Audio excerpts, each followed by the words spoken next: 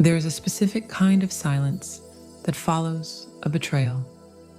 It is not empty, it is heavy. It presses against your chest like deep water.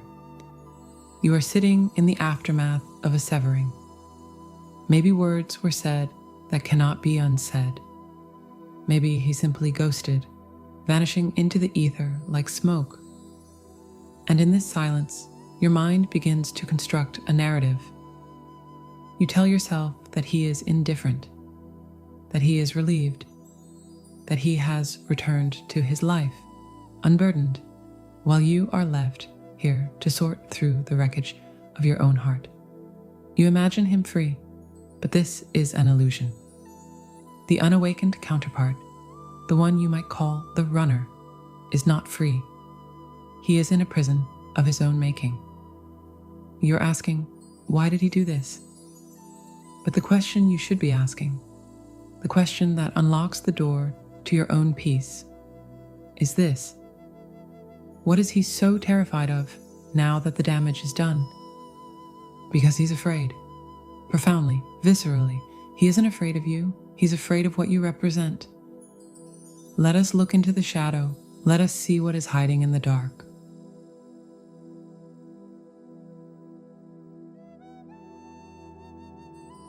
There is a specific, heavy quality to the silence that follows a betrayal. It is not merely an absence of noise, it is a presence in itself, pressing against your chest like deep water.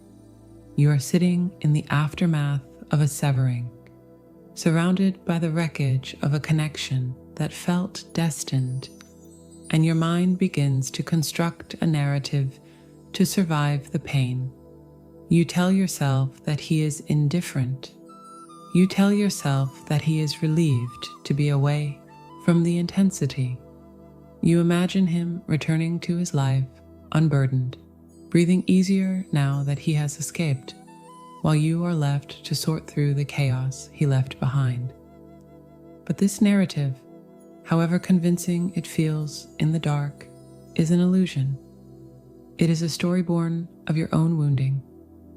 To find peace, we must look past the surface behavior and stare directly into the psychological and spiritual machinery of the unawakened counterpart. We must ask the question that unlocks the door to your own liberation. What is he so terrified of now that the damage is done? To understand his fear, we must first understand the architecture of his ego. For the masculine energy operating in a state of sleep, control is not simply a preference, it is a survival mechanism. He has spent a lifetime constructing a version of himself that is safe, contained, and invulnerable. This version of himself knows how to navigate the material world, how to achieve and how to protect his heart from being consumed. When he met you, that safety was compromised. The energy between you, that undeniable and ancient resonance, was not just a romantic spark. It was a high voltage current that surged through a system not wired to handle it. Think of his nervous system like the electrical wiring in an old house. You brought the lightning. The surge was beautiful, but it was overwhelming. When he hurt you, when he pushed you away or sabotaged the connection, he was not acting out of calculated malice.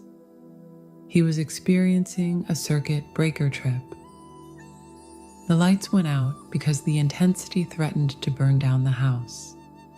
He retreated into the dark, not because he wanted to leave you, but because the light was blinding him. Now that the separation has occurred, a new and more insidious fear sets in. This is the fear of the mirror. You must realize that you are not just a lover to him. You are a mirror of the highest clarity. When he looks at you, he does not only see your beauty or your kindness, he sees his own potential reflecting back at him, and by unavoidable contrast, he sees his own inadequacy. By hurting you, he has confirmed his deepest, darkest suspicion about himself. This is the wound of the unawakened soul, the belief that he is inherently destructive. He believes that he is incapable of holding something sacred without breaking it. This brings us to the distinction between guilt and shame, a distinction that is crucial for your understanding. Guilt is the feeling that one has done something bad. Shame is the feeling that one is bad. The unawakened counterpart is often drowning in shame. By wounding you, he feels he has fulfilled a self-sabotaging prophecy. He is silent now, not because he does not care, but because he is paralyzed by the evidence of his own perceived toxicity. He looks at the pain he caused you, and he sees proof that he is dangerous to the things he loves. He fears reaching out, not because he has moved on, but because he believes he has lost the right to speak to you. He feels that his touch only corrupts. There is a paradox here that is difficult to accept, but necessary to see. He fears your forgiveness just as much as he fears your anger. If you were to forgive him, he would have to face the vulnerability of being loved despite his flaws. For the avoidant attachment style, being loved while feeling unworthy is the most terrifying sensation in the human experience. It demands that he drop the heavy armor he has carried for decades. It demands that he let you see the small, frightened child hiding behind the stoic mask. Without his armor, he feels he will cease to exist. He fears that if he lets you in, really lets you in, he will be engulfed. He is afraid of the depth you represent. He looks at you and sees an ocean that has no bottom. He knows that if he wades into your waters, he cannot touch the ground. He cannot control the tides. So he stays on the shore, parched and dying of thirst, staring at the water but terrified to drink. Do not envy his silence. It looks like indifference from the outside, but inside it is a loud, chaotic, and desperate place to be. He is fighting a war between his soul, which knows you are his home, and his ego, which screams that home is a dangerous place. He is not free. He is in the chrysalis of his own making, and the pressure is the only thing that can eventually force his expansion. But you cannot force it for him. You can only understand it, and in understanding, release the belief that his fear has anything to do with your worth.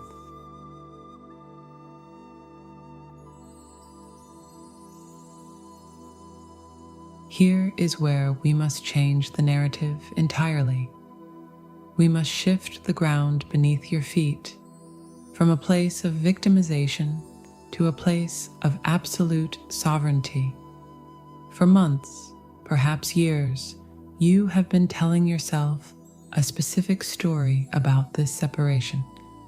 You have whispered it to yourself in the dark.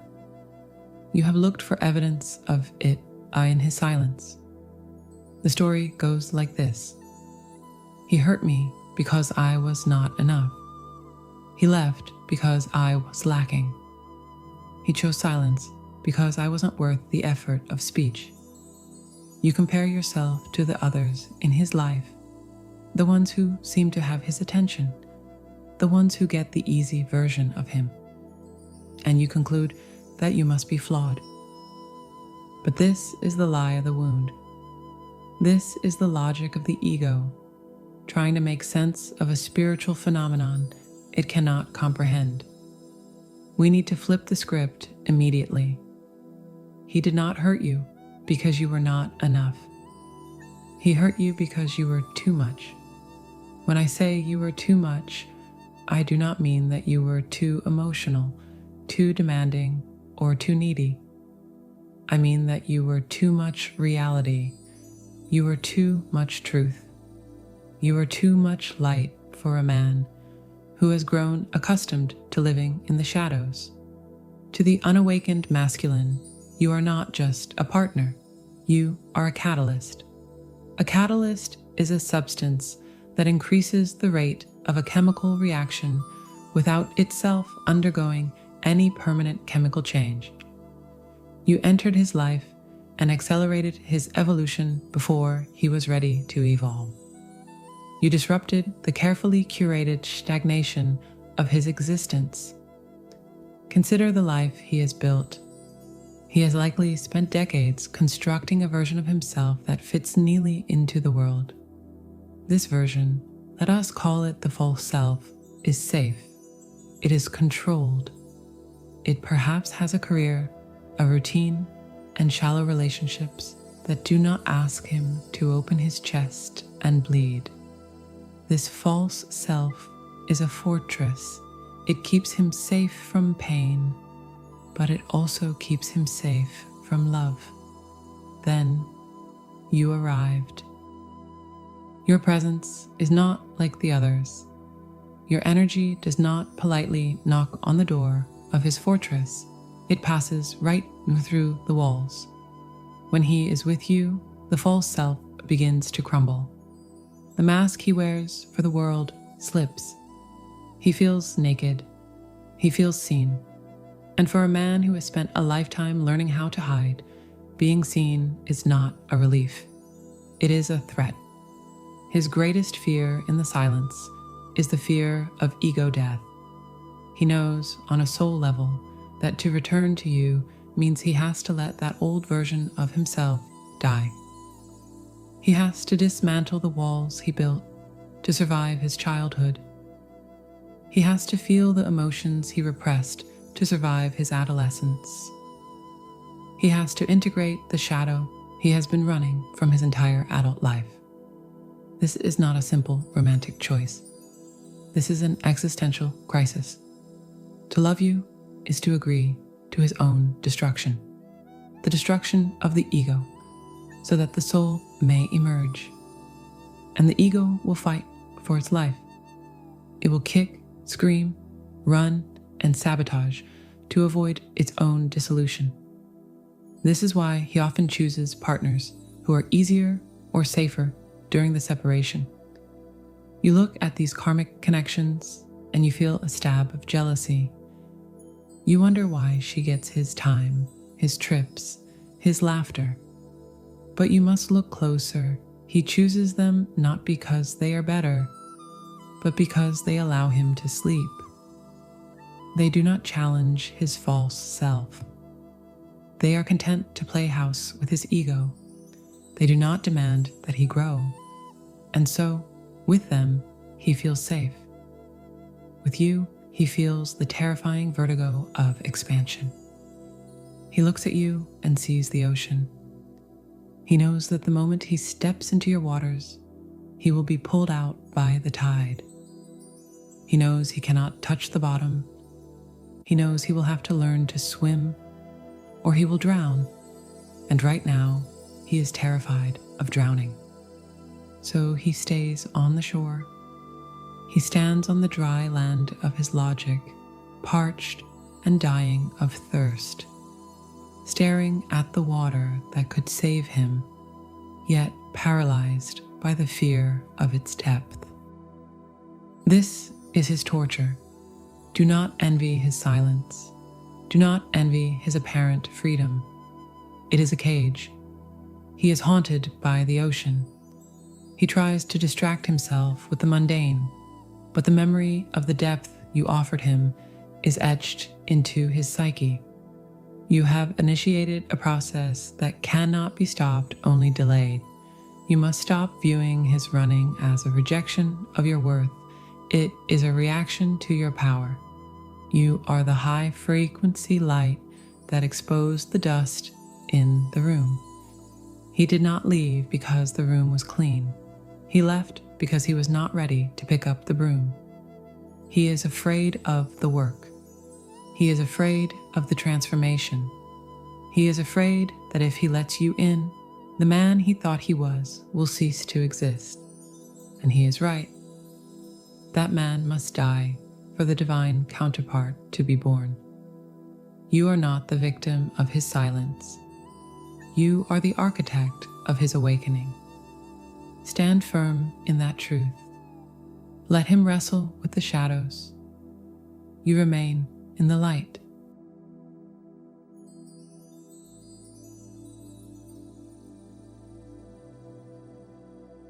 So, knowing what we now know, that his silence is not an act of malice, but a symptom of profound fear, and that his withdrawal is a defense mechanism against the overwhelming light you bring, what is the anxious heart to do? How does the one who holds the space find peace in the midst of this chaotic void? It is not enough to simply understand his psychology intellectually. You must integrate this understanding into your nervous system.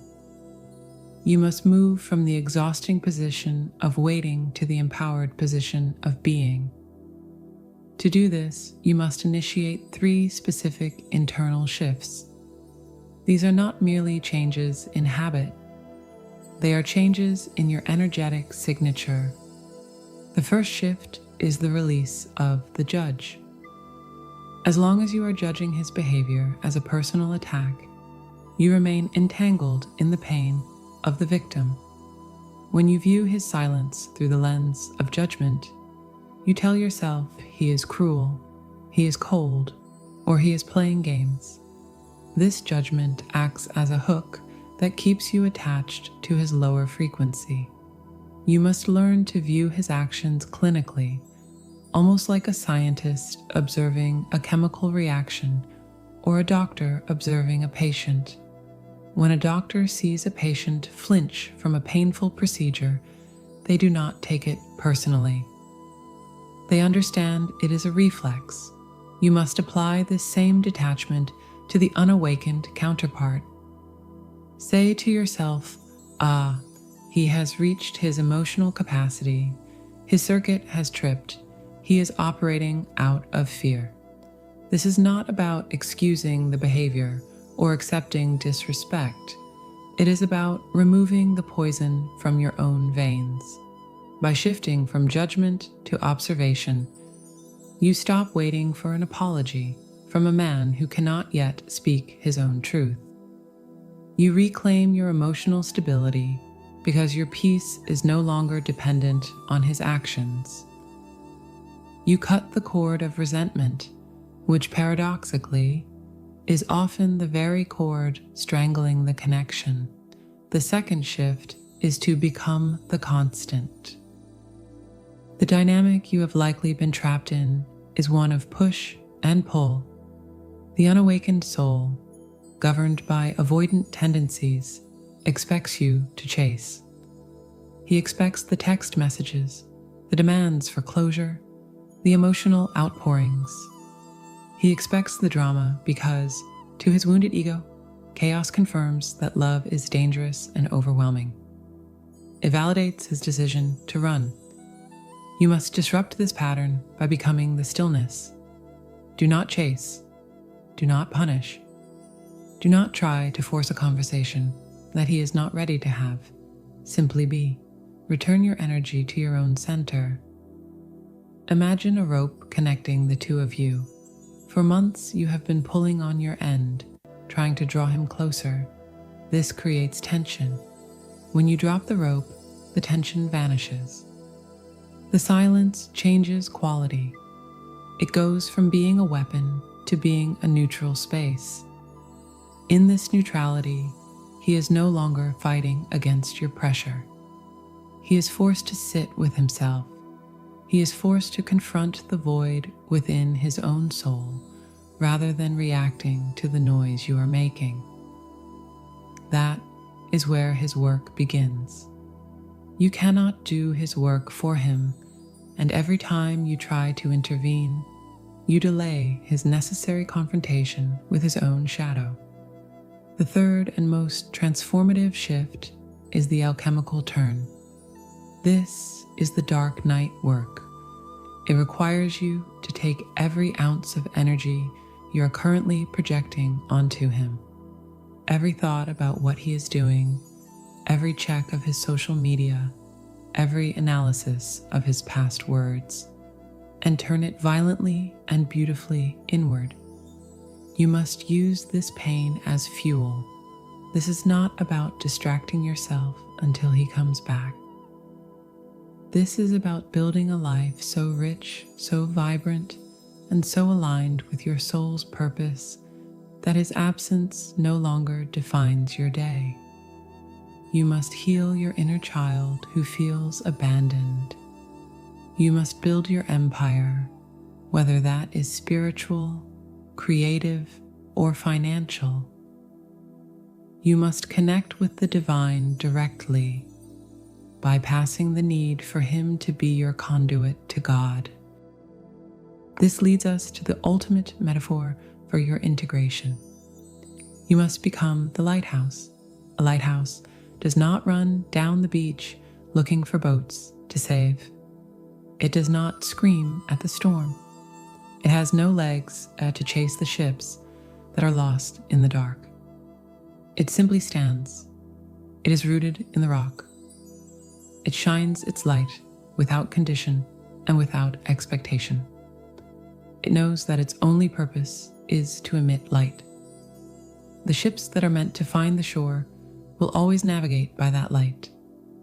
By becoming the lighthouse, you become a safe harbor. When you stop grasping, you are no longer a threat to his freedom. You become the destination. The paradox of this journey is that the moment you truly let go of the outcome, the moment you are fully content within your own sovereignty, is often the moment the fear dissipates for them. But you must not do this to get him back. You must do this to get yourself back. Walk in your worth, and the rest will follow. He is afraid of the love because it is real. He is afraid of you because you are the truth. But fear is a finite resource. Truth is infinite. You do not need to wait. You do not need to fix him. Your only job is to clear the path within yourself, to be the lighthouse. A lighthouse does not run down the beach looking for boats to save. It just stands. It shines. And the ships that are meant to find the shore will always find the shore. Walk in your worth. The rest will follow.